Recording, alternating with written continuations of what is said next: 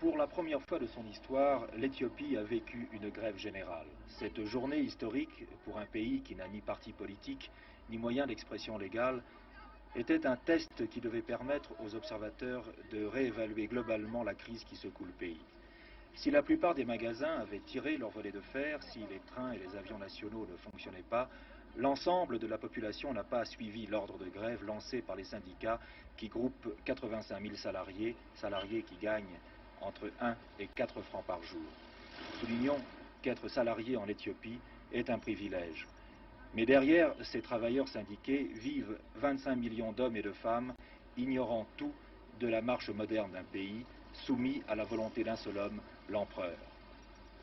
Il est courant à Addis Abeba de voir au pied des buildings des silhouettes en haillons exprimant de la façon la plus brutale le fossé entre le Moyen-Âge et ce XXe siècle où l'Éthiopie tente si difficilement de faire son entrée. À côté de cette passivité générale devant cette grève, la réaction universitaire était la plus attendue.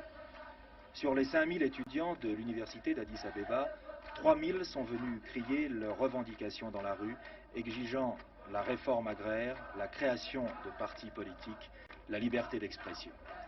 Sur les pancartes en caractère amharique, on pouvait lire « La terre aux laboureurs, Éthiopie démocratie, élection libre ». C'est lorsque les chants révolutionnaires du Nord-Vietnam ont retenti que la police est arrivée.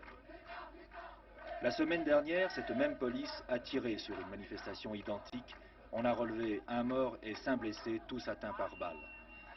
Ici, il nous a semblé que le nouveau gouvernement de M. Makonnen ait donné des instructions précises aux responsables des forces de l'ordre, car, contrairement aux habitudes, des sommations ont été faites aux étudiants sur le thème « Regagnez votre campus, sinon nous tirons dans 5 minutes ».